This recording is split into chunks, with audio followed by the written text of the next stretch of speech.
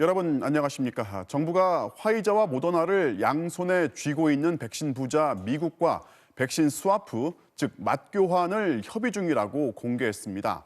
미국이 가진 물량을 먼저 지원받고 우리가 나중에 되갚는 방식인데요.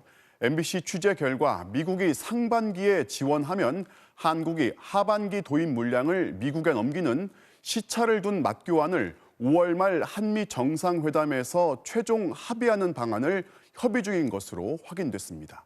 먼저 조국현 기자가 보도합니다. 정부는 상반기 코로나19 백신 수급 우려와 관련해 미국 정부와 백신 스와프를 협의하고 있다는 사실을 처음으로 공개했습니다. 백신 스와프를 검토한 적이 있습니까? 미측하고 상당히 진지하게 협의를 하고 있고 지난번 캐리 특사 왔을 때도 이 문제에 관해서 집중적으로 협의를 했습니다. 금융위기 때 원화를 맡기고 달러를 빌려오는 통화 스와프처럼 백신도 한미 간 교환을 추진하겠다는 겁니다. MBC 취재 결과 정부는 미국 정부가 확보한 백신 중 최대한 많은 양을 상반기에 먼저 넘겨받고 대신 우리가 하반기에 들여오기로 계약한 물량을 나중에 미국에 되갚는 방안을 협의 중인 것으로 확인됐습니다. 교환 대상은 화이자와 모더나 백신입니다. 청와대 관계자는 현재도 상반기 1,200만 명 접종엔 문제가 없는 상황이라면서도 국민 불안을 고려해 외교적 노력까지 모든 수단을 총동원한다는 취지라고 밝혔습니다. 정부는 이르면 다음 달 초 백신 특사를 보내 구체적인 교환 물량과 시기 등을 조율할 예정입니다. 최종 성사 여부는 아직 미지수지만 다음 달 말 한미 정상회담까지는 협상을 타결짓겠다는 게 정부의 목표입니다.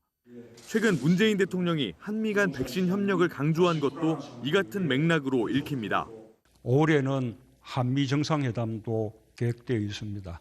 코로나 등 백신 협력 등 양국 간 현안에 긴밀한 공조를 위해 심혈을 기울이겠습니다.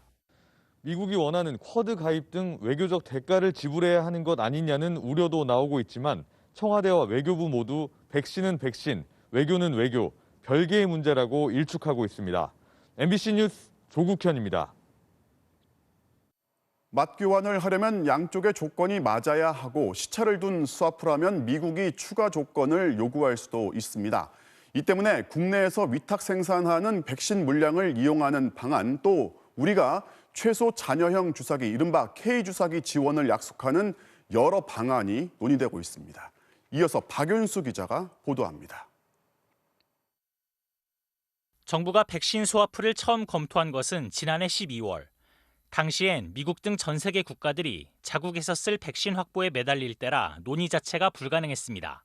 하지만 지금 미국은 화이자와 모더나 백신만 3억 명분을 보유해 모든 성인에게 맞추고도 남는 물량을 갖고 있습니다. 화이자와 모더나 백신의 유통기한은 6개월. 미국 입장에서는 남는 백신을 그대로 뒀다가 폐기하기보단 남는 물량을 먼저 우리에게 빌려주고 나중에 우리나라에서 생산되는 백신으로 되돌려받는 것이 유리합니다. 미국이 인증을 앞둔 아스트라제네카 백신을 캐나다와 멕시코에 빌려주는 방식으로 제공한 사례도 있습니다. 또 미국으로선 우리가 위탁 생산하는 백신으로 공급처를 다변화하는 효과도 생깁니다. 특히 모더나의 경우 올해 안에 우리나라에 자회사를 세우고 국내 기업에 위탁 생산할 것이라는 가능성도 제기되고 있습니다. 문제가 생겨서 생산이 안 되면 우리나라 생산을 대신해서 보내준다든지 이런 것까지 하면 포괄적으로 아마 얘기가 될 거예요. 우리나라 입장에서 백신 스와프는 화이자와 모더나 백신을 빨리 넉넉하게 도입할 수 있는 이점이 있습니다. 기존 계약 물량이 늦어질 경우에 대한 대비책이 될 수도 있습니다. 보건복지부 관계자는 백신 스와프 추진은 혹시라도 약속받은 물량이 도입되지 못할 때를 대비해 2중, 3중 안전장치를 마련하는 것이라고 설명했습니다. 다만 미국에서 3차 접종을 결정해 백신 수요가 늘어날 가능성, 그리고 우리보다 백신 확보가 더딘 국가들이 미국의 지원을 요청하는 상황이 변수로 예상됩니다. 또 여름까지 집단 면역을 이루겠다는 목표를 세운 미국이 당장 사용할 백신이 부족하다는 이유로 스와프 시기를 미룰 가능성도 남아 있습니다. 정부는 최소 잔여형 주사기와 진단키트를 주고 백신을 받는 방안 등 스와프 시기를 최대한 앞당기기 위한 다양한 방법을 검토 중입니다. MBC 뉴스 박윤수입니다. 백신 공급과 집단 면역 달성을 두고 일부에서 연일 차질이 생길 거라고 의심하는 걸 두고 정부는 오늘 비합리적이라는 표현으로 강하게 반박했습니다. 접종자 수를 매일 경신할 정도로 접종 속도든 공급 물량이든 현재로선 문제가 없다는 겁니다. 박진주 기자가 보도합니다. 상반기 도입이 확정됐다고 정부가 밝힌 코로나 백신 물량은 1,808만 회분. 이후 정부는 고령층과 취약시설 입소자 등 1,200만 명에 대한 접종을 6월 안에 마치겠다고 여러 차례 밝혔습니다. 하지만 백신 수급에 차질이 빚어지고 접종 계획도 틀어질 거라는 추측성 보도가 잇따르자 정부가 오늘 비합리적이라며 강한 어조로 비판했습니다. 손영래 중앙사고수습본부 사회전략반장은 만약을 가정한 보도가 지나치게 나타나고 있다고 본다면서 정부가 달성하겠다고 수차례 얘기한 걸 계속해서 부정하는 건 합리적이지 못하다고 반박했습니다.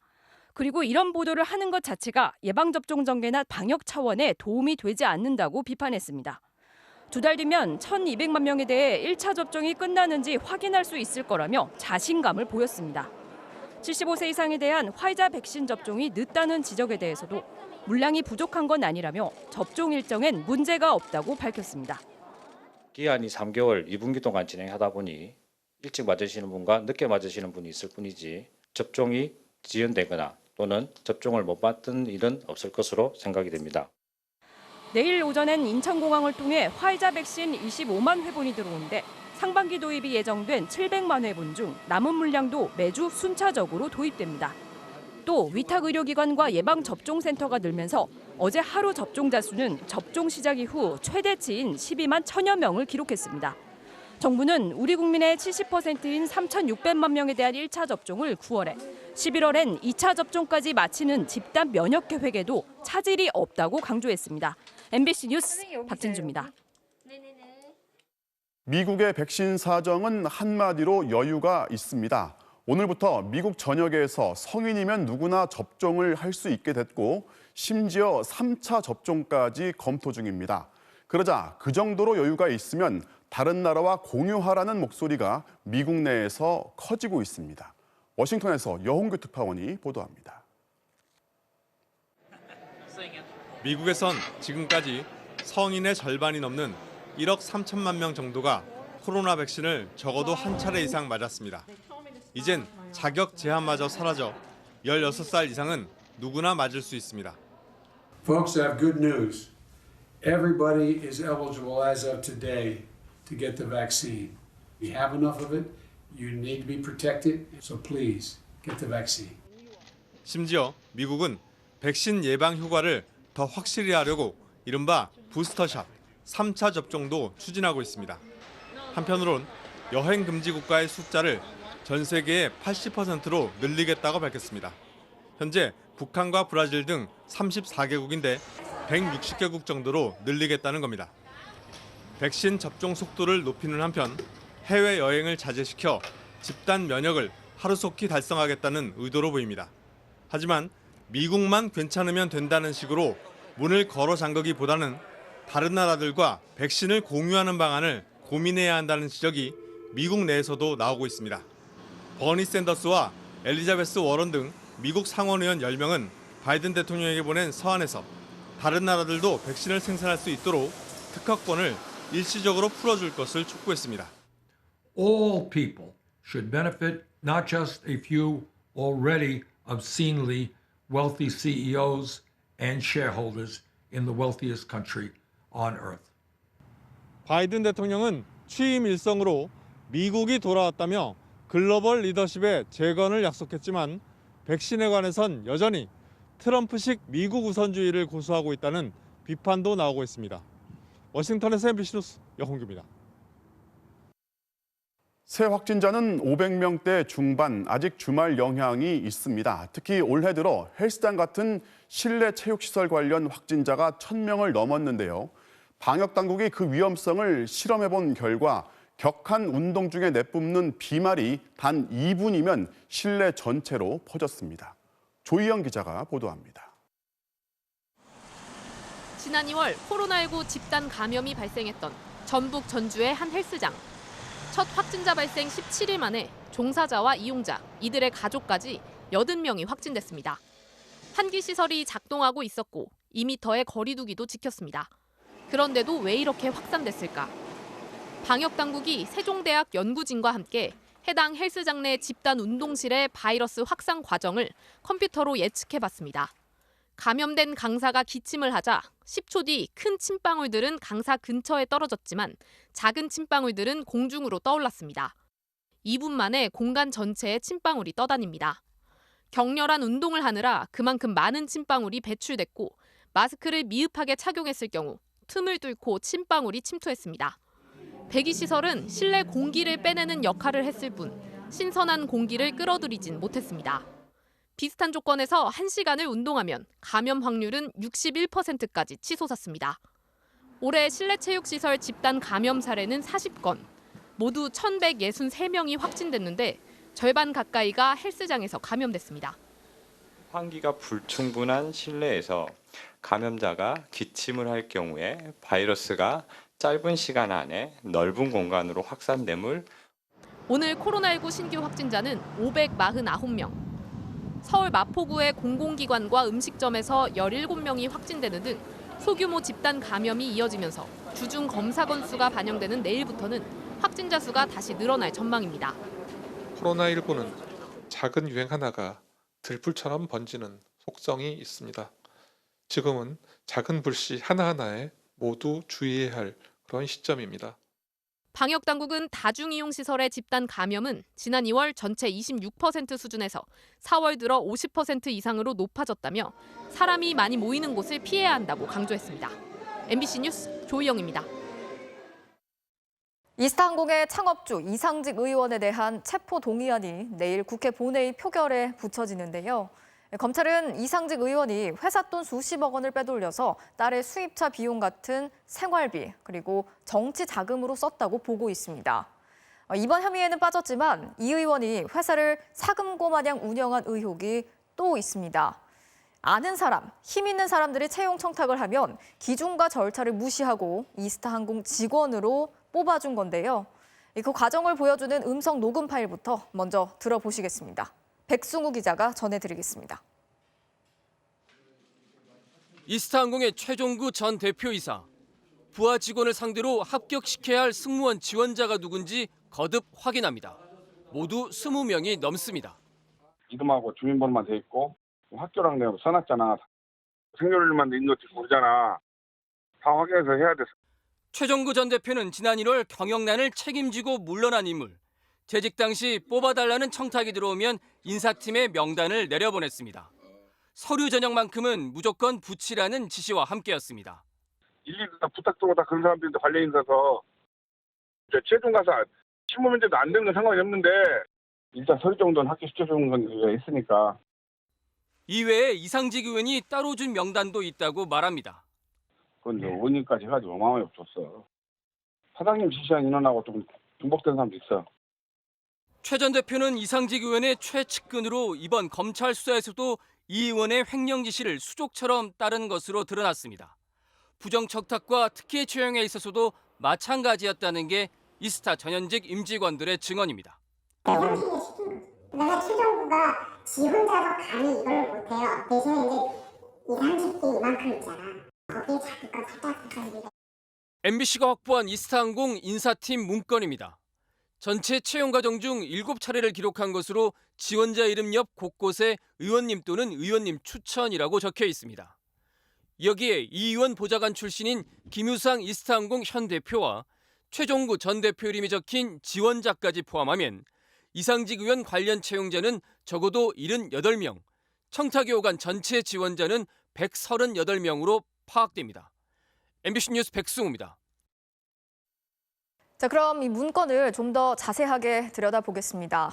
채용 청탁자 명단은 여당 중진 의원에서부터 언론사 간부, 중견기업 회장까지 다양한 인사들이 등장하는데요. 이들이 청탁한 지원자들은 토익 점수를 안 냈는데도 합격하는가 하면 필기시험이 엉망인데도 면접 점수로 결과가 뒤집히기도 했습니다. 이어서 남재형 기자가 취재했습니다. 승무원 지원자 윤모 씨 이름 옆에 적혀 있는 청탁자, 더불어민주당 중진 의원입니다. 이 청탁이 어떻게 전달됐는지도 나오는데 의원님, 그러니까 이상직 의원을 거쳐 최종구 전 대표로 이어졌습니다. 또 다른 민주당 의원도 지방자치단체장 시절 청탁을 했다고 나오는데 문건에 등장하는 전 현직 국회의원만 5명입니다. 외교관이나 중견기업 회장, 체육협회 이사 같은 각계 유력 인사들 이름도 보입니다. 인사에 문제가 많았던 건 사실이에요. 말이 좋아서 추천이지. 이게 제대로 된 자원들 잘 안 됐죠. 해군 제독과 모 방송사 PD는 자녀를, 한 언론사 보도본부장은 조카의 채용을 청탁했습니다. 이스타항공은 승무원과 조종사를 한 해 2번 정도 각각 20-30명씩 뽑았는데 청탁자 수가 늘 정원을 초과할 만큼 많았습니다. 굉장히 그거 갖고 애를 먹었죠. 안습격을 너무 하니까 인사들의 자제들도 다 세워놓고 이것도 너무하다. 1, 2위는 나쁘잖아. 합격자의 면면을 봤습니다. 내부 기준이던 키 165cm가 안 돼도 합격. 영어 토익 점수를 안 냈는데도 합격했습니다. 1차 필기시험에서 89명 중 82등으로 탈락권이던 한 조종사 지원자는 면접에서 후한 점수를 받아 27등 턱걸이로 최종 합격했습니다. 우리 아버지 뭐 하시고 이런 애들도 있고. 부장직이가 추천하면 그 건에 대해서는 건들지 않았어요. 시비 안 걸었어.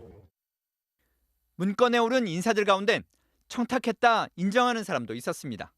내가 부탁했어요. 부탁했고 그냥 아는 지인인데 죄송해요. 그런데 결국은 못 다니더라고요. 실력이 그래서. 합격자들의 반응도 제각각이었습니다. 혹시 방 의원님 아십니까? 네네네. 어떤 관계로 아시는 겁니까? 이거 제가 대답해야 돼요? 거부하겠습니다. 전직 국회의원 3명은 지원자가 누군지 모르겠다. 기억이 안 난다. 확인해보겠다더니 전화를 받지 않았습니다.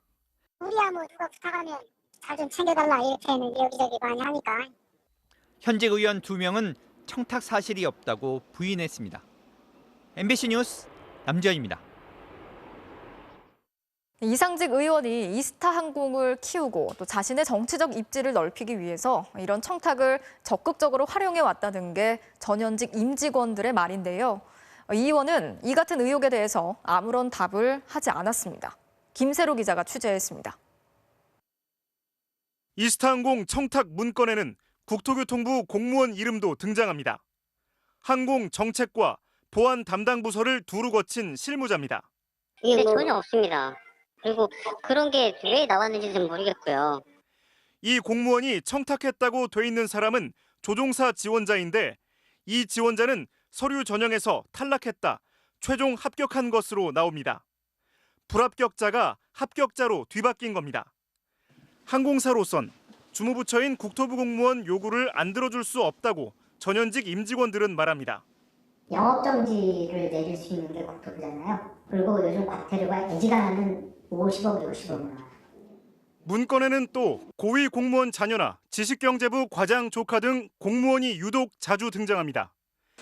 이 의원이 이들을 방패막이 삼아 사업을 키우려 했다는 게 임직원들의 말입니다. 임직원들은 또 이상직 의원이 정치적 입지를 다지는데 이런 청탁을 활용했다고 입을 모읍니다. 백신 승무원 1명 뽑아주면 전주에서만 300표는 확보된다 이런 얘기도 들었으니까 전주 출신 국회의원이니까. MBC의 취재, 최종구 전 대표는 답이 없었고 김유상 현 대표는 사실 무근이라면서도 자세한 설명은 하지 않았습니다. 일단 질문지 아니 그러면 이 채용 청탁이 있었다는 것에 대해서 어떻게 생각하세요? 청탁이 있었던 겁니까?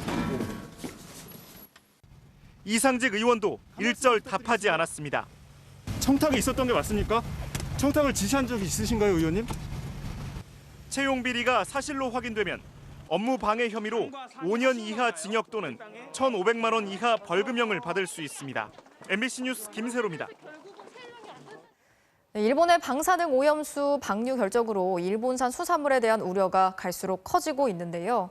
후쿠시마 앞바다에서 잡힌 우럭에서 기준치보다 3배 가까이 높은 방사성 물질이 또 검출됐습니다. 도쿄에서 고현승 특파원이 취재했습니다. 후쿠시마 제1원전에서 북쪽으로 약 20km 떨어진 미나미 소마시 앞바다. 지난 1일 수심 37m 수역에서 잡힌 조피볼락, 즉 우럭에서 방사성 물질 세슘이 검출됐습니다. 킬로그램당 270베크렐, 일본 식품 기준치인 100베크렐의 2.7배에 달합니다. 이에 따라 일본 정부는 어제부터 후쿠시마 앞바다에서 잡힌 우럭의 출하 제한을 지시했습니다. 후쿠시마 앞바다에선 재작년 홍어에서 161베크렐, 지난해 원전 항만 안에서 잡힌 우럭에서 900베크렐, 2달 전엔 500베크렐의 세슘이 검출됐습니다.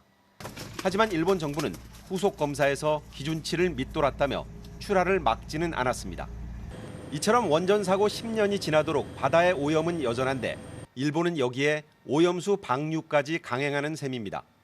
이에 대해 우리 정부는 구체적 대응 방안을 내놨습니다. 먼저 직접 영향권인 태평양 연안 국가들과 공조를 강화하고 UN과 WHO 등 다자 무대에서 우려를 공론화하며 IAEA의 검증 과정에 우리 측 전문가와 연구기관이 참여해 납득할 수 있는 검증을 하겠다고 밝혔습니다. 일본에는 적극적 소통과 투명한 정보 공개를 촉구하고 필요하다면 사법적 대응도 추진하기로 했습니다.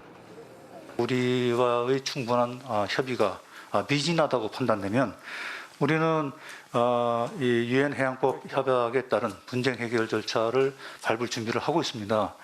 또 일본의 방류 결정에 긍정적 반응을 보인 나라는 미국뿐이라며 그런 판단을 내린 근거를 미국 측에 요구했다고 정의용 장관은 말했습니다.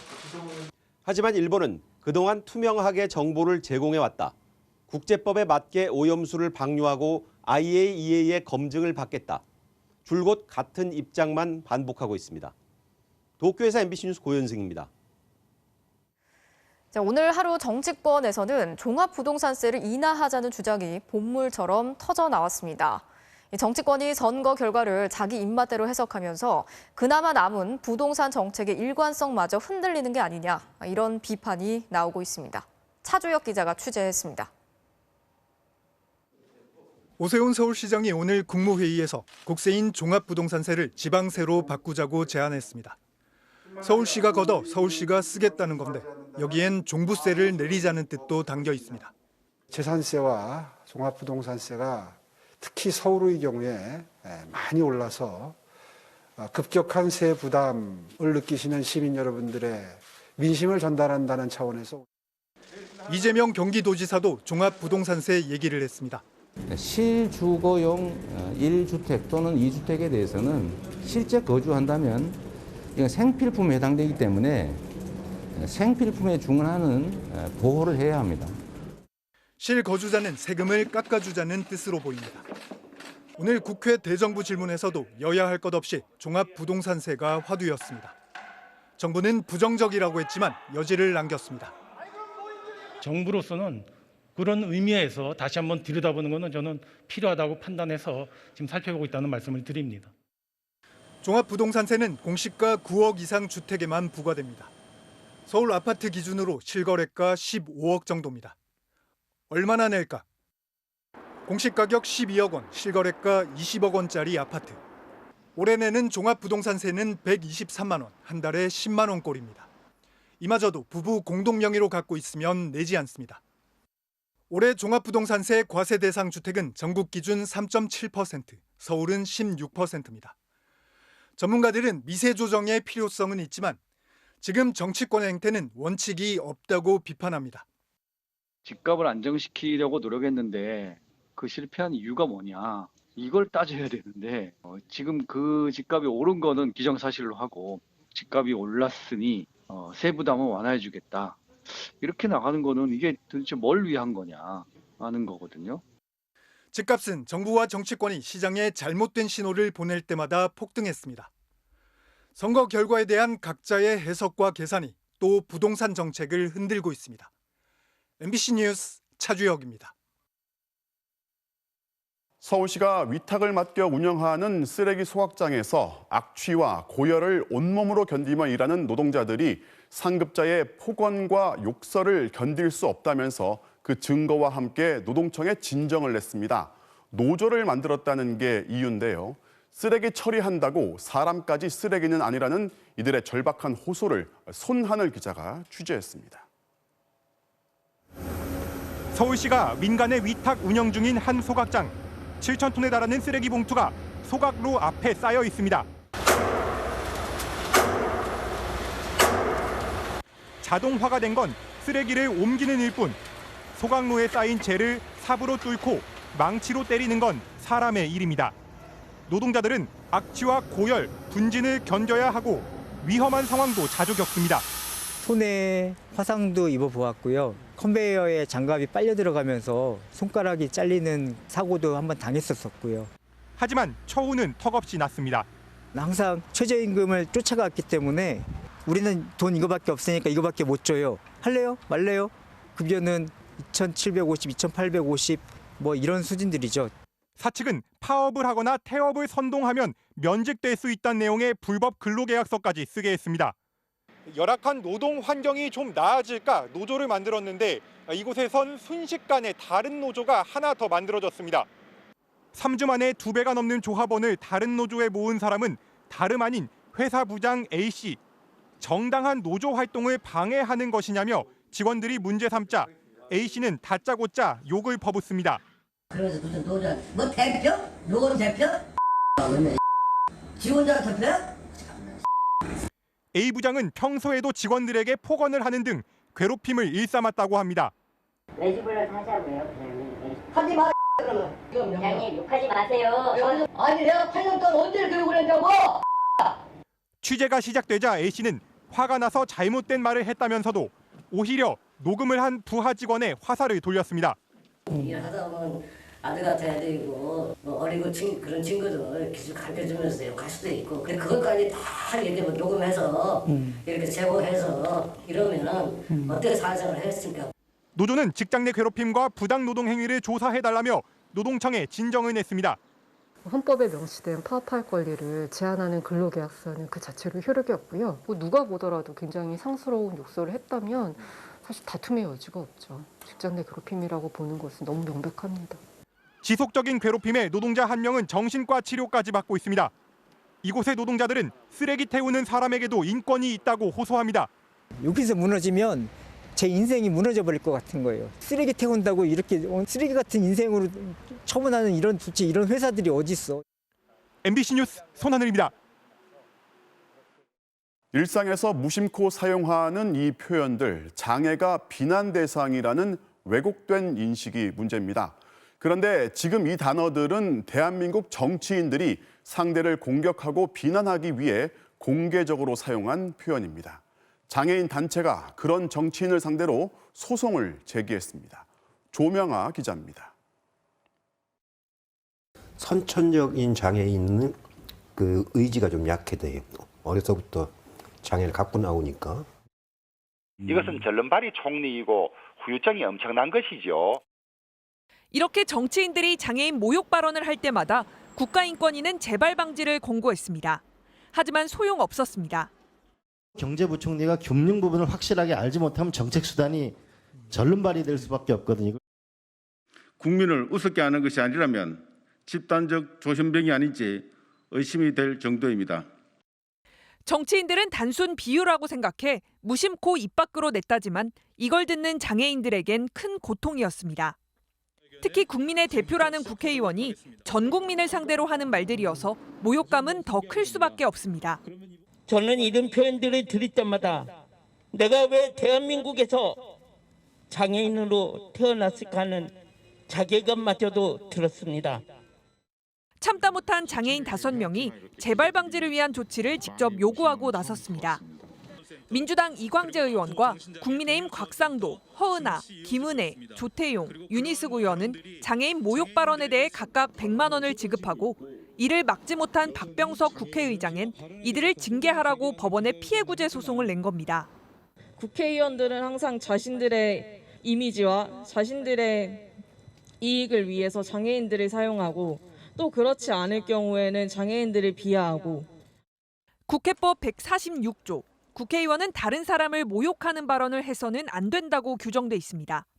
하지만 장애인 모욕 발언으로 국회 윤리특위 징계를 받은 국회의원은 단 한 명도 없습니다. MBC 뉴스 조명아입니다. 미얀마 군부의 폐륜적 행위는 갈수록 도를 넘고 있습니다.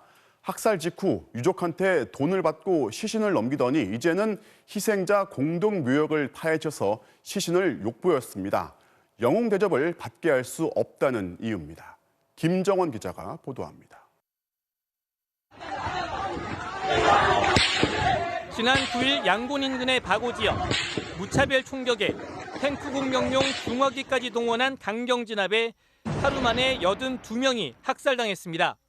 စစ်စင်ရေးတစ်ခုအနေနဲ့သူတို့ဘက်ကဒီဓာတ်ရိုက်လာပြီးတော့လာရောက်ဖြိုခွင်းတာဖြစ်တယ်။ဒီ RPG ရဲ့ဘုံသီးလောင်ချာတွေကိုသူတို့ဘက်ကဒလဇက်ပစ်ပြီးတော့မှကျွန်တော်တို့ရှိကိုဒီအတင်းတနက်တွေနဲ့ထိုးဝင်လာတဲ့အခါမှာကျွန်တော်တို့ဒီဘက်ကလည်း 바고 대학살 희생자 12명이 나란히 묻힌 공동묘지.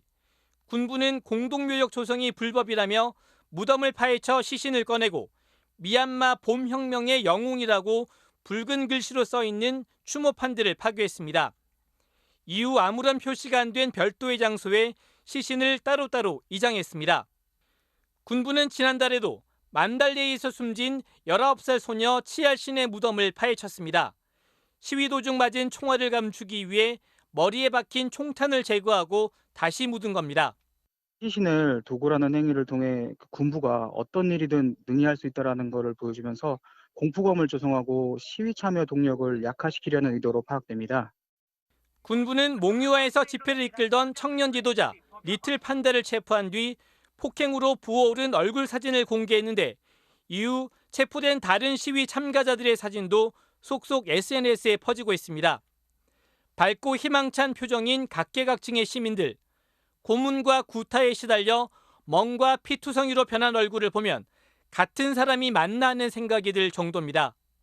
미얀마 사태 해결을 위한 국제사회의 움직임엔 진전이 없는 가운데 중국은 아세안 국가들이 이 문제를 정치적으로 해결해야 한다며 여전히 유엔 개입을 반대하는 입장을 고수했습니다.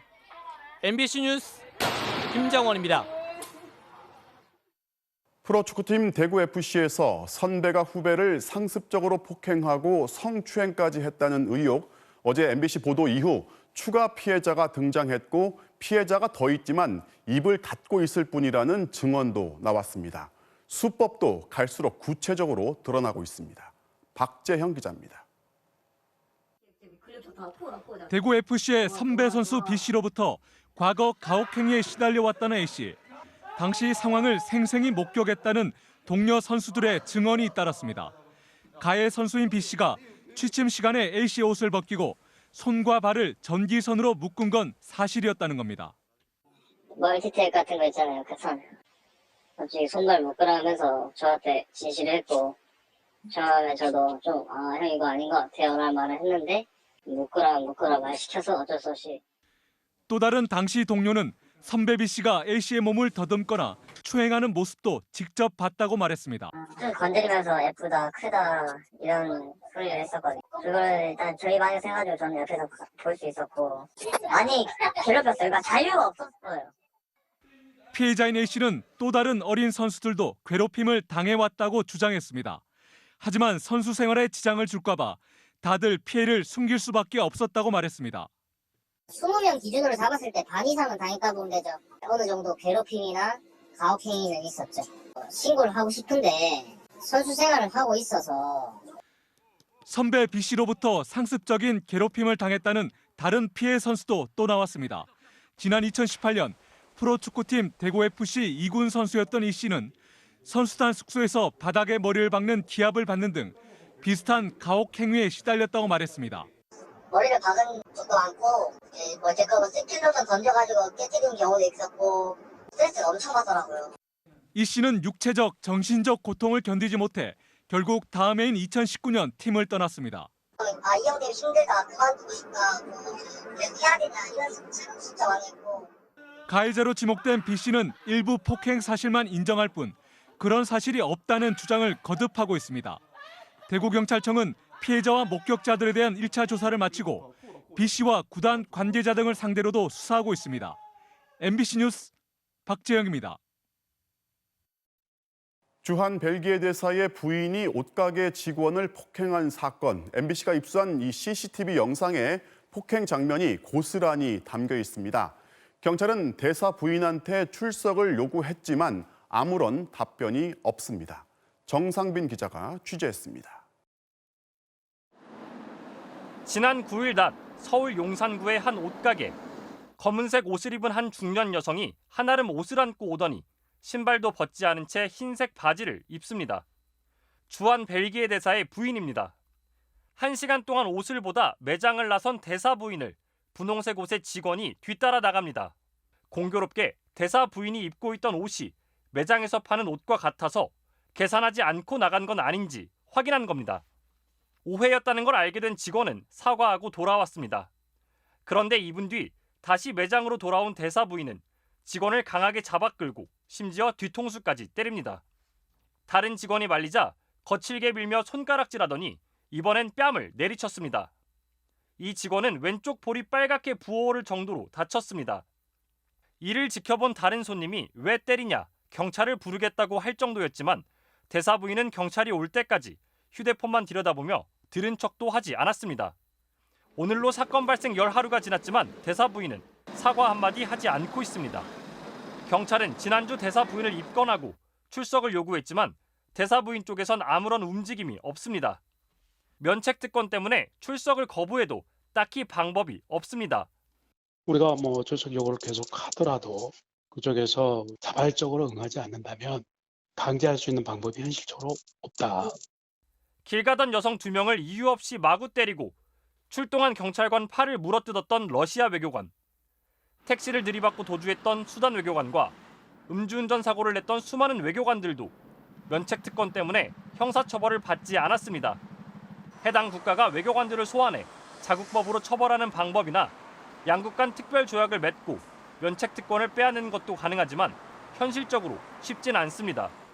그것이 쉬운 일은 아니겠지만 이러이러한 경우에는 면책 특권을 활용하지 못한다라고 하는 양국 간의 특별 조약을 체결한다면 이런 문제를 사전에 방지할 가능성도 있겠죠. 우리 외교부는 대사 부인이 입원하면서 경찰 출석 날짜를 늦춘 걸로 알고 있다고 밝혔습니다.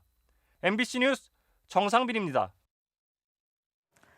전남 완도의 한 바닷가 마을에서 함께 생선국을 끓여 먹었던 주민 2명이 갑자기 숨졌습니다. 요리 과정에서 이 국에 치명적인 독소를 품은 보거 내장이 들어간 것으로 보이는데요. 김한수 기자가 취재했습니다. 전남 완도의 작은 바닷가 마을. 어제 오후 3시 반쯤 53살 A씨가 갑자기 숨을 쉬지 않는다는 신고가 119에 접수됐습니다. 비슷한 시각 이웃인 74살 B씨도 호흡 곤란 증세를 호소해 병원으로 옮겨졌지만 2사람 모두 숨졌습니다. 2시간 전 이들은 점심 식사를 함께 했습니다. 오후에 119차하고 소방차가 지나가더라고요. 해안가로 이렇게. 그러면 좀 있다가 그냥 윙윙 하더라고요. 이날 B씨는 평소 가깝게 지내던 이웃집 부부를 불러 점심으로 생선국을 대접했습니다. B씨가 수산물 트럭에서 구입한 멸치 2통에 작은 아귀와 보고가 한 마리씩 섞여 들어왔는데 그중에 아귀로 국을 끓였던 겁니다. 그런데 요리 도중 손질해 든 보고의 내장이 휩쓸려 들어간 것으로 보입니다. 멸치를 구입을 했는데 그 멸치 속에 좀 보고가 한 마리 정도가 지금 안에가 좀 있었던 걸로 저희가 추정은 되고 있습니다.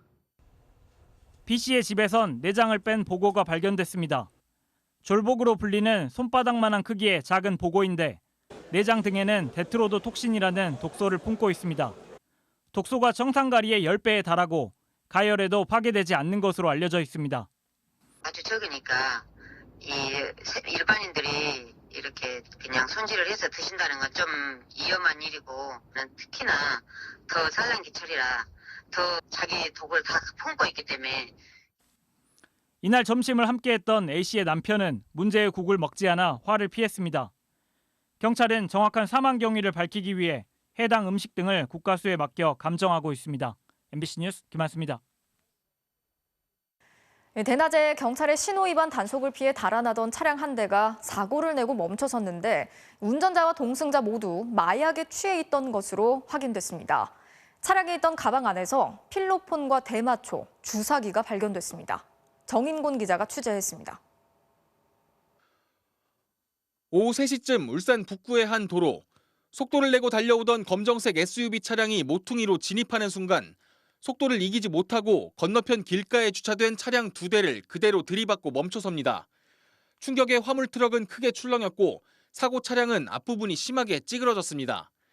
뒤이어 사고 현장에 도착한 경찰이 조수석 문을 힘겹게 열어 차량 안을 살펴보더니 급히 어디론가 연락을 합니다.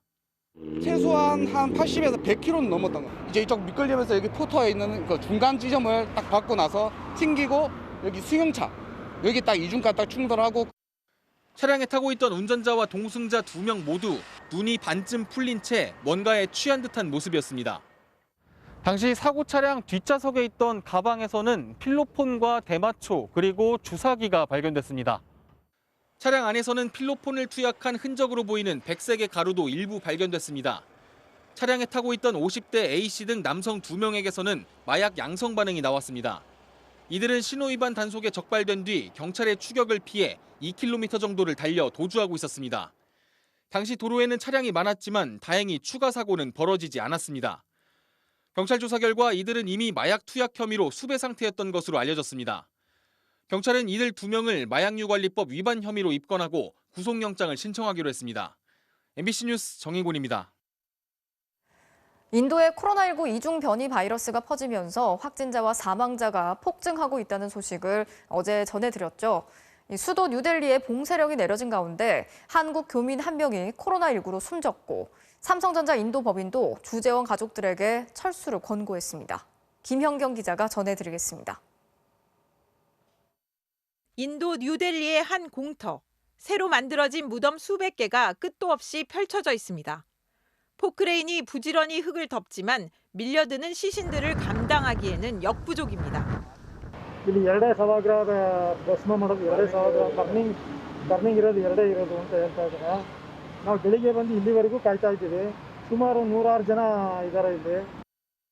이중변이 바이러스가 확산되면서 연일 20만 명이 훌쩍 넘는 전 세계에서 가장 많은 확진자가 쏟아지고 있는 인도. 공식 집계된 사망자만 하루 1,000명을 넘습니다. 50대 한국 교민 남성 1명도 병상을 제때 못 구해 상태가 악화된 끝에 현지 시간 19일 오전 숨졌습니다.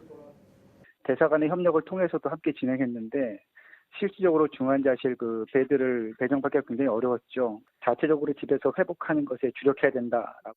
현지 상황이 심각해지면서 뉴델리 인근 노이다에 휴대전화 공장을 운영하고 있는 삼성전자 인도법인은 주재원 가족 200여 명에게 철수를 권고했습니다.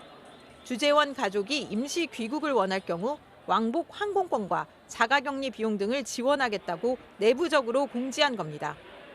현재 인도는 뉴델리의 모든 회사와 상점이 문을 닫는 6일간의 전면 봉쇄령이 내려졌고 전쟁터 피난 행렬을 방불케 하는 시민들의 집단 탈출이 이어지고 있습니다. 현재 인도에 체류 중인 우리 교민은 약 10,000여 명입니다. 방역당국은 인도발 이중 변이 감염 사례가 국내에서도 일부 확인된 것과 관련해 검역 조치 강화 방안을 곧 내놓겠다고 밝혔습니다. MBC 뉴스 김연경입니다. 서울 노원구 세 모녀를 잇따라 살해한 김태현이 사이코패스는 아니라는 검사 결과가 나왔습니다. 유족들은 더 이상 세 모녀 살인 사건이 아니라 김태현 살인 사건으로 불러달라면서 엄벌을 촉구했습니다. 윤상문 기자가 취재했습니다. 세 모녀를 잇따라 숨지게 하고 바로 그 집에서 먹고 잤던 김태현. 검거 이후에는 카메라 앞에서 무릎을 꿇고 스스로 마스크를 벗기까지 했습니다. 숨을 쉬고 있는 것도 정말 죄책감이 많이 듭니다. 진짜 살아있다는 것도 정말 제 자신이 뻔뻔하게 이제 생각이 들고 과거 도벽이 있었다는 사실까지 알려지면서 반사회적 인격장애, 이른바 사이코패스로 의심됐지만 경찰은 검사 결과 사이코패스는 아니라고 판단했습니다. 20개 문항, 총 40점으로 구성된 검사에서 사이코패스 기준인 25점을 넘지 않았습니다. 반사회적 성향이 있는 건 맞지만 사이코패스까지는 아니란 겁니다. 처벌 수위엔 어떤 영향이 있을까? 일부 전문가들은 사이코패스라면 형량이 높아질 수 있다고 말합니다. 사이코패스라는 게 분명히 좌우되는 거죠. 왜냐하면 세상에 나오게 되면 분명히 재범의 위험성이 있으니까. 하지만 처벌 수위와 상관없다는 의견도 많습니다. 한 경찰 관계자는 사이코패스 검사는 범행 동기나 진술의 신빙성 등을 따질 때 수사에 참고하는 수준이지 처벌 수위와 직접 관련이 없다고 했습니다. 유족들은 어제 청와대 국민청원 게시판에 김태현의 엄벌을 촉구하는 글을 올렸습니다.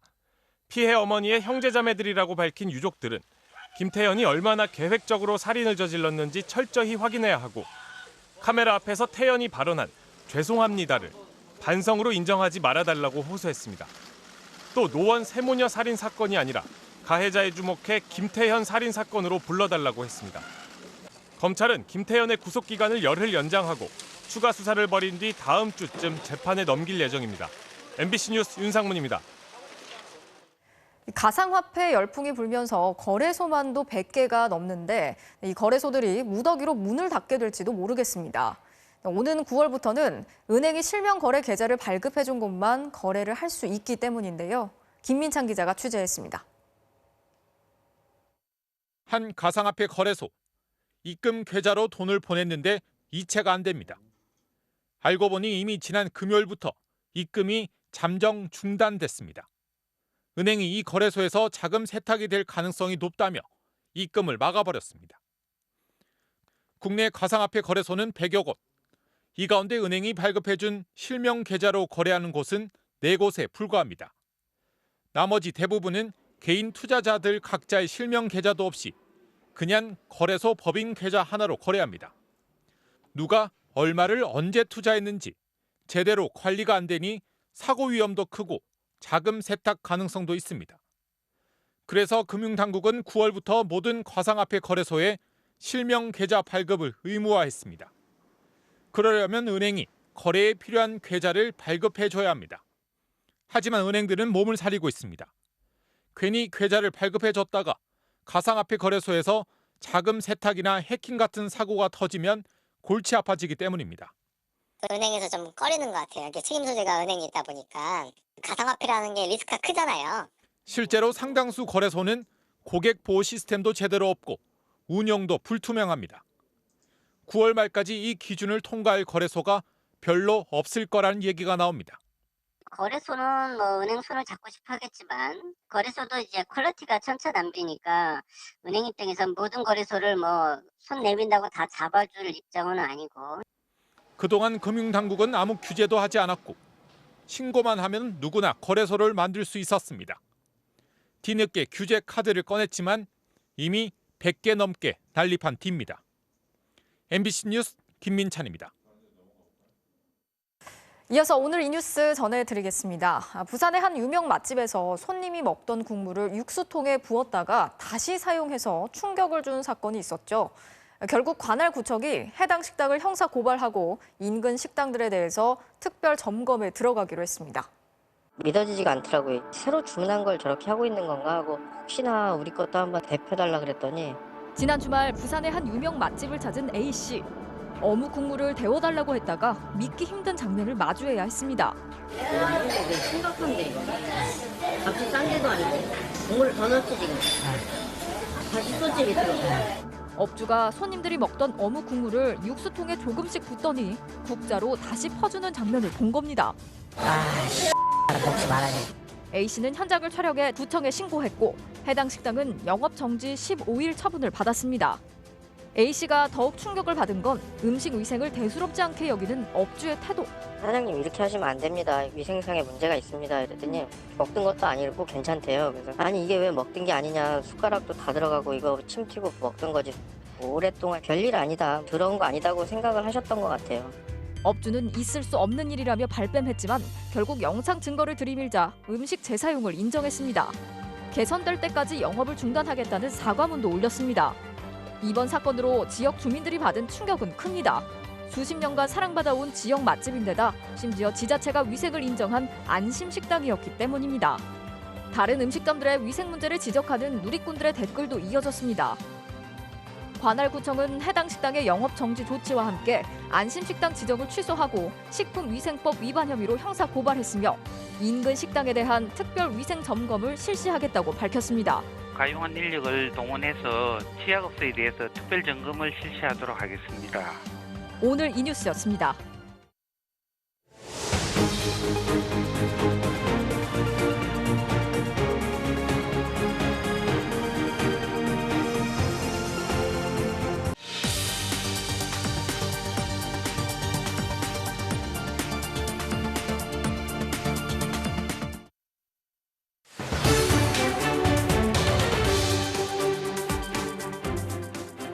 높은 사람은 죄를 지어도 좀처럼 제대로 처벌받지 않는다.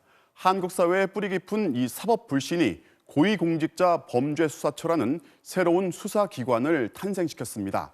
오늘로 공수처가 출범한 지 석 달 됐습니다. 하지만 아직 1호 수사는커녕 인적 구성도 마치지 못했습니다. 그 사이 논란과 혼선도 빚었습니다. 오늘은 국민적 열망으로 출범한 공수처의 현재 상황과 앞으로의 과제를 짚어보겠습니다. 먼저 이재욱 기자입니다.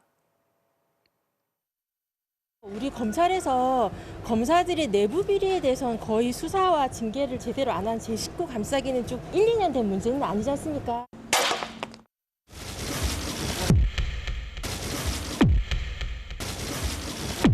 죄를 지으면 누구나 공평하게 법의 심판을 받아야 한다는 국민적 열망이 고위공직자 범죄수사처 탄생으로 이어졌습니다. 하나, 둘, 셋, 제막! 큰 박수 부탁드립니다. 그동안 검찰이 죄 지은 자를 공평하게 법정에 세우지 않았다는 의심. 그래서 판사 출신 김진욱 초대 공수처장의 취임 일성은 공평이었습니다. 사람 차별하지 않고 공평하고 정의롭게 국민이 주신 보검을 사용하는 국가기관이 되어야 국민 여러분도 마음속으로 승복하시리라 생각합니다. 하지만 공수처는 출범 2달 만에 논란을 자초했습니다. 김학의 불법 출국금지 의혹의 피의자인 이성윤 서울중앙지검장을 면담 조사하며 인적이 드문 주말 처장의 관용차에 태워 청사에 드나들도록 편의를 제공한 겁니다. 조사 기록도 남기지 않았습니다. 앞으로 다른 사건 수사를 하는 데 있어서 피의자나 참고인들이 그런 것들을 요구할 때 똑같이 해줄 수가 없기 때문에 결국엔 형평성 논란이 있을 수밖에 없고요. 불공정성으로 이제 이어질 수밖에 없죠. 외부 여건도 녹록치만은 않았습니다. 당장 공수처 검사부터 뽑아야 하는데 야당은 검사를 뽑을 인사위원 추천을 2주 넘게 미루며 발목을 잡았습니다. 검찰은 수사검사가 한 명도 없는 공수처에 김학의 불법 출국금지 의혹 사건을 넘긴 뒤 처리 과정에서 노골적인 신경전을 벌였습니다. 공수처가 당장 수사할 여건이 안 된다며 검찰이 일단 수사만 하고 현직 검사를 재판에 넘길지 판단은 공수처의 권한이니 사건을 다시 넘기라고 요청했지만 검찰은 이를 무시한 채 현직 검사를 재판에 넘겼습니다. 자신들의 법회성만 내세운 공수처가 검찰의 실력 행사에 역공당한 셈입니다. 수원지검이 기소 그냥 강행한 부분에 대해서 별다른 입장 없으실까요? 감사합니다. 수고 많으십니다.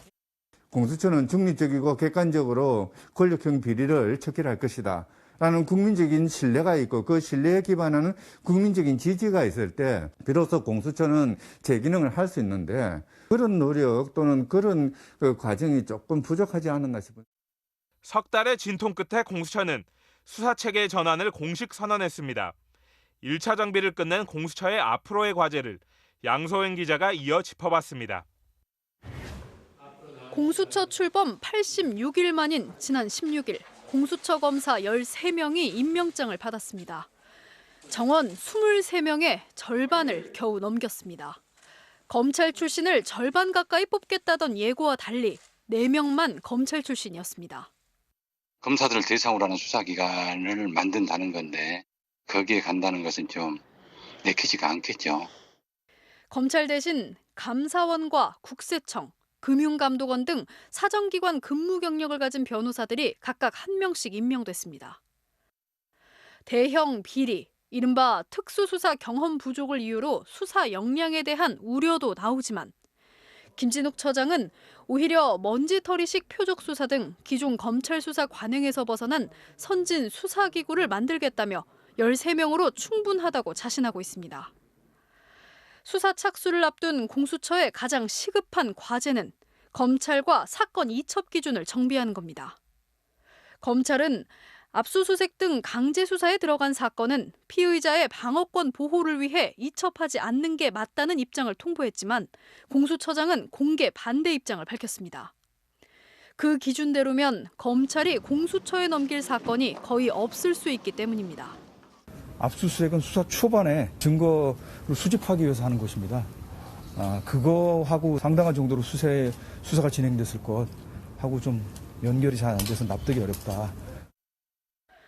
여권이 공수처 간판 달기에 급급하면서 이첩 기준에 대한 논의가 부족했기 때문인데 지금이라도 이첩 기준이 명확하도록 법을 정비해야 한다는 지적이 나옵니다. 계속 이런 관할 문제가 드러날 것이고 또 양 기관 간에 또 이첩을 안 하면 이에 대한 또 제재 규정이 없습니다. 결국은 힘겨루기 싸움이 되겠죠. 공수처가 수사 채비를 맞춰가는 사이 벌써 880여 건의 사건이 접수됐습니다. 공수처는 일부 사건들을 검찰, 경찰에 넘기며 1호 사건 선정에 고심하고 있습니다. 검찰 과거사 진상조사단의 김학의 사건 보고서 언론 유출 의혹이나 김학의 전 차관 불법 출국 금지 의혹도 공수처에 넘어와 있습니다. 다만 검찰이 청와대를 겨냥해 수사해온 사건을 이제와 넘겨받긴 쉽지 않아 보입니다. 부산 LCT 특혜 분양 의혹이나 검사 술접대 의혹을 검찰이 부실 수사했다는 고발 사건들도 1호 사건 주요 후보입니다. 김 처장은 시간은 우리 편이라 확신한다고 말했습니다. 공수처가 공평한 법 집행이라는 국민 바람을 실현할 수 있을지 이제 공수처의 시간이 본격적으로 시작됐습니다. MBC 뉴스 양소연입니다.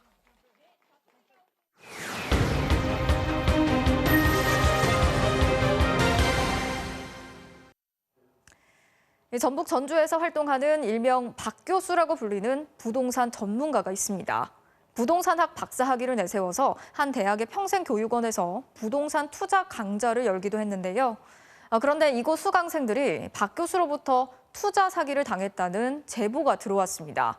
저희가 취재를 해보니까 이 박 교수라는 사람, 알고 보니 상습 체납자였는데 지금까지 내지 않은 세금이 무려 10억 원이 넘는 것으로 드러났습니다. 제보는 MBC 조수영 기자가 취재했습니다. 지난달 말 전북 전주시 만성동. 한 남성이 일행과 함께 고급 외제차에 오릅니다. 운전석에 탄 사람, 일명 박 교수라 불리는 박모 씨입니다. 이 차량을 세워두는 곳은 시내의 복층으로 된 고급 단독주택이었습니다. 부동산학 박사인 박 교수는 3년 전까지 전주의 한 대학교 평생교육원에서 부동산 투자 강좌를 맡아 인기를 끌었습니다.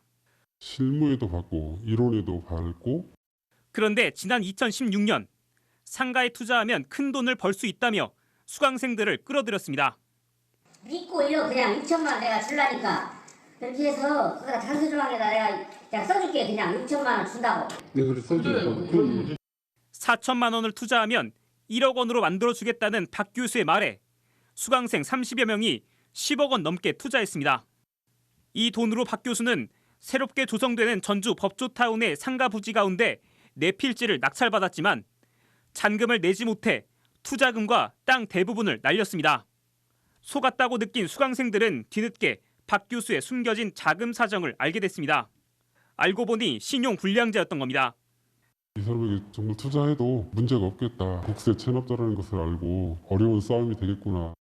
국세청에 공개된 박 씨의 세금 체납액은 17년에 걸쳐 4억여 원. 게다가 박 씨의 부인도 세금을 체납해 부부가 내지 않고 버티는 세금은 무려 10억 원이 넘습니다.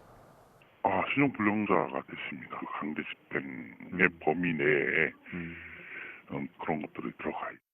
박 교수 부부가 드나드는 고가의 단독주택은 확인 결과 29살 아들의 명의로 돼 있습니다. 또 박 씨가 그동안 타고 다닌 고급 승용차는 법인 명의로 빌린 차량이었습니다. 내 차는 회사 차들이요. 차에 제가 벌어들이는 것이 평균적으로 건설 분야에서는 100억 정도는. 취재진을 만난 박 씨는 피해자들에게 자신이 보유한 상가를 줄 계획이라고 말합니다.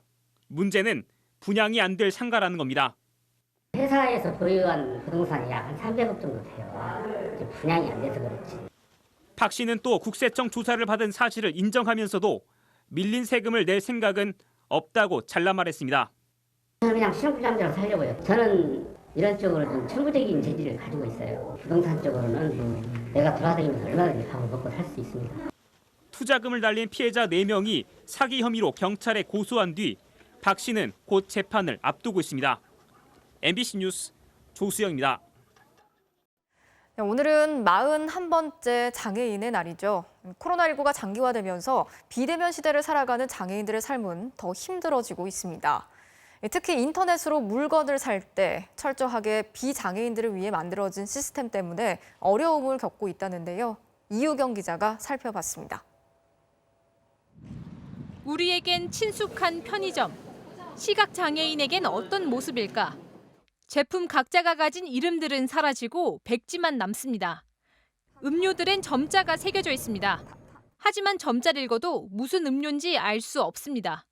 제조사들이 그저 음료, 탄산 또는 맥주로만 써놨기 때문입니다. 온라인 쇼핑도 마찬가지입니다. 시각장애인 한혜경 씨와 함께 국내 온라인 쇼핑몰에서 안내견을 위한 객검을 검색해봤습니다.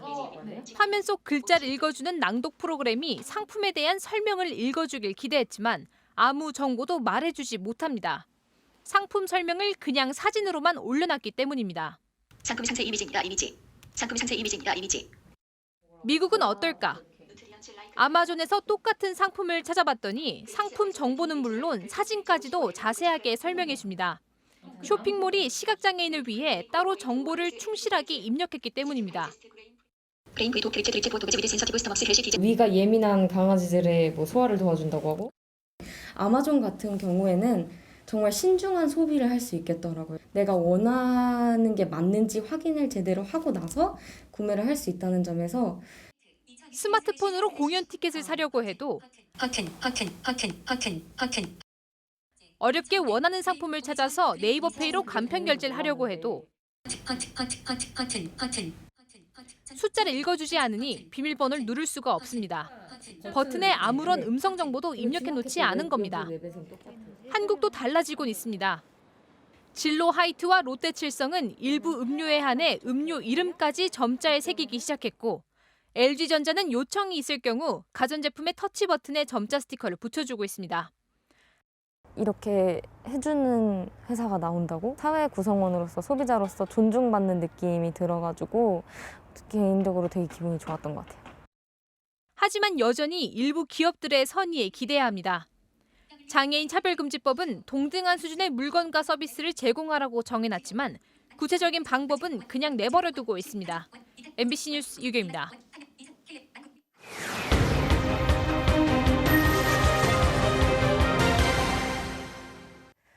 제보는 MBC. 이번엔 뇌병변 1급 장애가 있는 7살 아이의 어머니가 제보를 주셨는데요.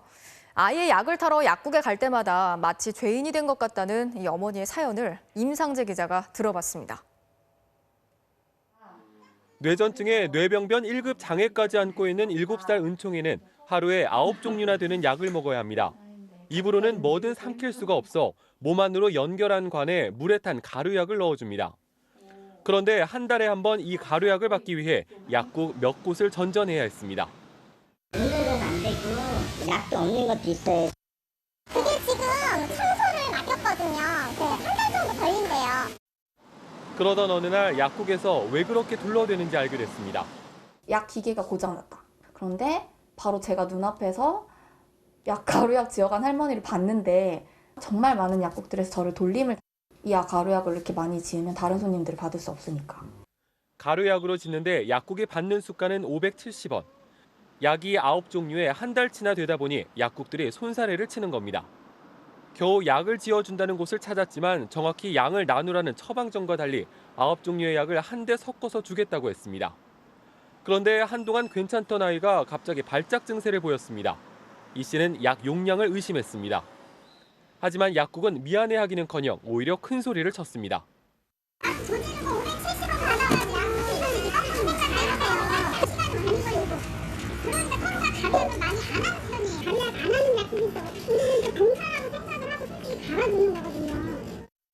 엄마는 항의 한 번 못하고 발길을 돌려야만 했습니다.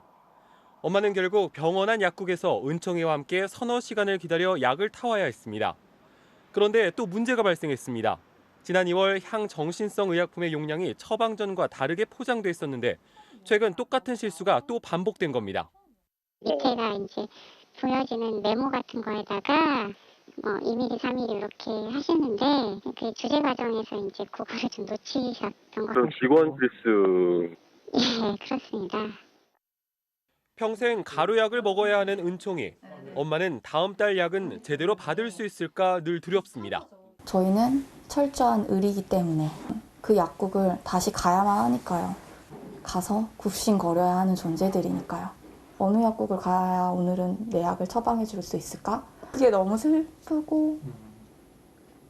MBC 뉴스 임상재입니다.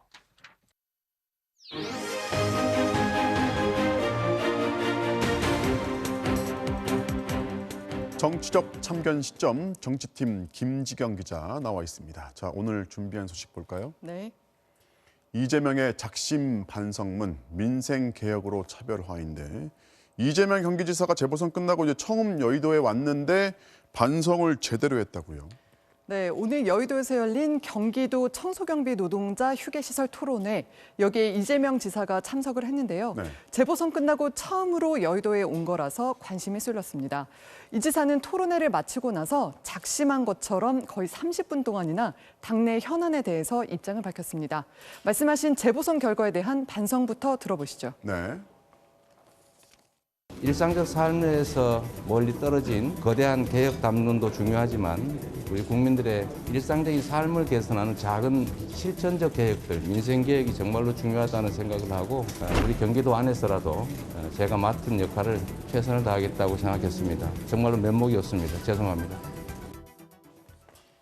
네, 이 지사는 책임을 통감하고 더욱더 국민을 두려워하겠다면서 머리를 숙였습니다. 자, 지금 반성을 한다면서 이제 거대한 개혁 담론하고 이제 민생 개혁을 대비를 시켰는데 이게 이제 민주당 주류를 향한 비판으로 들릴 수 있단 말이죠.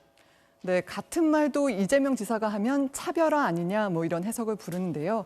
하지만 민생에 집중하자는 얘기는 그동안 당에서도 많이 나왔습니다. 네. 그래서 의도적으로 차별화를 한 거다 뭐 이렇게 단정하긴 이르고요. 이 지사도 부동산 정책을 설명하면서 대통령 뜻과 다르지 않다 이렇게 강조하기도 했습니다. 들어보시죠. 네. 문재인 대통령님께서 말씀하신 데 답이 있습니다. 부동산으로 돈을 벌 수 없게 하겠다라고 하는데 모든 답이 들어있습니다. 실주거용이 아닌 돈을 벌기 위한 수단이라면 이거는 투자 또는 투기 수단이기 때문에 사회적 부작용에 상응하는 제재를 가하는 게 맞습니다. 네, 또 강성당원 문제에 대해서는 이 지사도 여러 번 문자 폭탄 표적이 됐었거든요. 그런데 비난보다는 웃어 넘겼습니다. 이어서 보시겠습니다. 네. 과잉 대표되는 측면이 있고 또 과잉 반응하는 측면이 있기 때문에 신경 안 쓰면 아무것도 아니지 않습니까? 제가 들어본 바로는 한 1000개쯤 차단하면 안 들어온다고 합니다. 네, 당내 1등 주자인 만큼 불필요하게 날을 세우진 않겠다 뭐 이런 입장인 걸로 보입니다. 자, 여권의 다른 주자들은 어떻습니까? 네, 이낙연 전 대표는 여의도와는 거리를 두고요. 비공개로 민생 현장에서 간담회를 가지고 있습니다. 네. 또 정세균 전 총리는 각종 행사와 언론 인터뷰로 바쁜 일정을 소화하고 있습니다.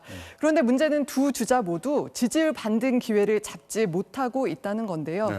그래서 임종석 전 대통령 비서실장이나 이광재 의원 뭐 이런 그 인물들을 새로운 친문 후보로 내세워야 한다는 주장이 나옵니다. 비슷한 차원에서 거론되던 유시민 노무현 재단 이사장 최근에 공개적으로 입장을 밝혔는데요. 들어보시죠. 네. 방송에 나와서 비평을 하는 출연자분들한테 말씀드리고 싶어요. 그런 일은 전혀 없을 것이고 남의 인생도 소중하게 여겨주면 좋겠어요. 네, 이렇게 절대 출마할 일은 없다. 못을 박았습니다. 자, 야권 움직임도 살펴봐야죠. 김종인 전 위원장이 또 인터뷰를 했는데 역시 네. 국민의힘을 비판을 했어요. 네, 이번에는 주호영 원내대표를 바로 겨냥했습니다. 김종인 전 위원장은 주호영 대표는 안철수를 서울시장 후보로 만들려던 사람이다. 또 나한테는 그 말을 못하고 뒤로는 안철수와 작당을 했다 이렇게 비난을 했습니다. 네. 그 윤석열 전 총장한테는 국민의힘에 가지 말라고 또 경고를 했는데요. 지금 국민의힘에 들어가서 흙탕물에서 놀면 똑같은 사람이 된다. 백조가 오리가 된다. 이렇게 말했습니다. 자, 주호영 대표가 또 이 말에 반응을 했죠. 네, 안철수 대표와 작당했다는 말까지 들은 주호영 대표 웃어 넘기면서도 불쾌감을 숨기지 못했습니다. 직접 보시죠. 네.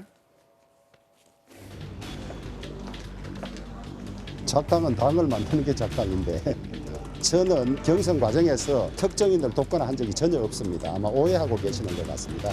윤석열 전 총장이 우리 당에 들어오고 안 들어오고는 본인의 어떤 상황에 대한 판단이고 우리 당이 표현대로 별로라면 안철수 대표는 뭐 때문에 입당하라고 했습니다. 네, 이런 양쪽 말폭탄은 결국 야권 재편을 둘러싸고 누가 주도권을 갖느냐 하는 싸움일 텐데요. 윤석열 전 총장의 선택에 따라서 승부가 갈릴 것으로 보입니다. 네, 오늘은 여기까지 듣겠습니다. 지금까지 정치팀의 김지경 기자였습니다.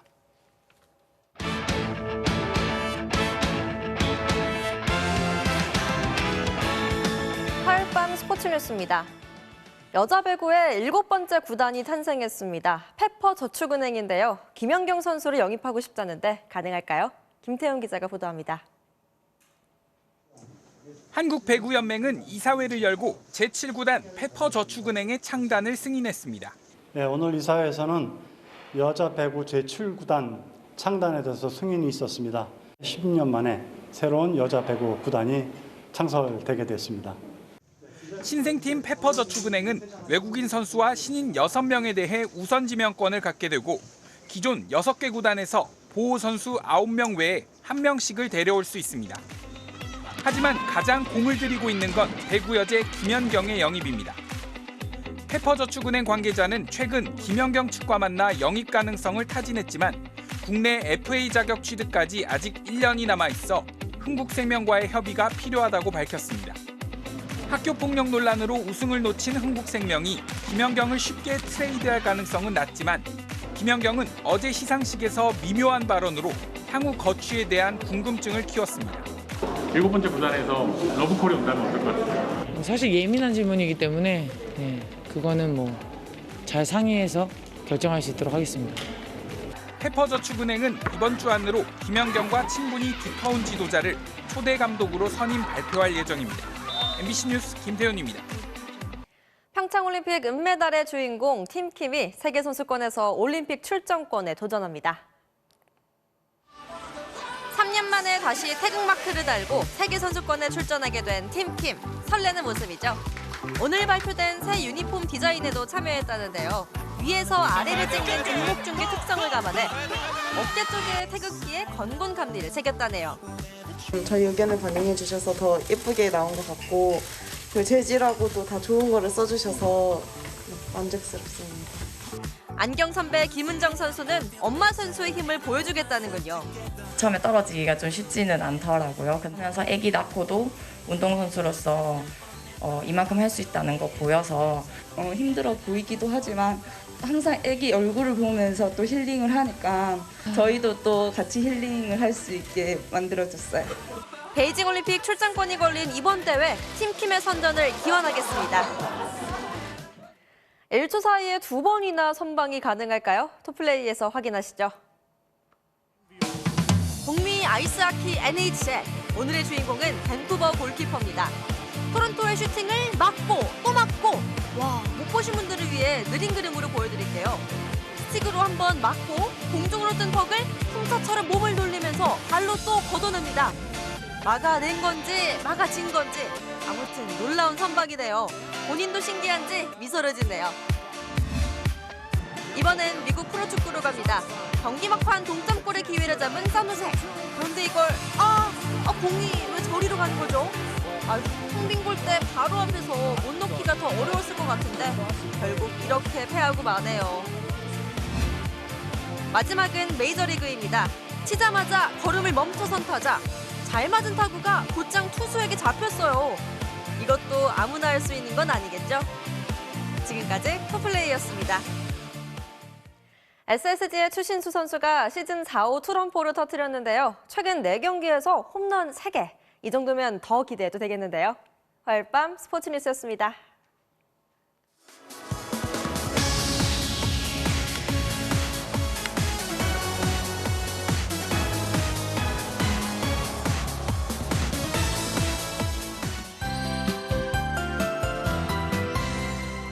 따뜻함을 30도를 넘어서 날씨가 갑작스레 더워지고 있습니다. 오늘 경기와 충남, 전남에는 올 들어 처음으로 오존주의보가 내려질 정도였습니다. 내일은 망설임 없이 반소매 차림을 하셔도 되겠는데요. 더위가 더 심해지면서 한낮에 서울이 28도까지 치솟아 올 최고 기온을 기록할 가능성이 높겠고요. 춘천 28도 등으로 많은 지역에서 초여름 더위가 기승을 부리겠습니다. 또 중서부를 중심으로는 공기도 탁하겠는데요. 충청과 전북은 오전에 농도가 높겠고요. 수도권 지방은 온종일 나쁨 수준이 예상됩니다. 특히 햇볕이 가장 강한 오후 시간대 대부분 지방에서 오존 농도도 짙어질 수 있어서 조심하셔야겠습니다. 이어서 자세한 지역별 내일 날씨입니다. 출근길 중부 내륙을 중심으로는 안개가 끼겠고요. 강원 영동과 내륙 곳곳에 건조특보도 계속되겠습니다. 아침 최저 기온은 서울 11도, 대구 12도가 되겠고요. 한낮에 서울 등 내륙 지방 28도 안팎까지 올라서 낮과 밤의 기온 차이가 15도 이상 크게 벌어지겠습니다. 강릉과 부산은 22도가 예상됩니다. 이러한 고온 현상은 목요일인 모레까지 이어지겠고 금요일엔 호남과 제주도에 비 예보가 나와 있습니다. 날씨였습니다. 4월 22일 뉴스데스크 마치겠습니다. 오늘도 함께 해주신 여러분 고맙습니다.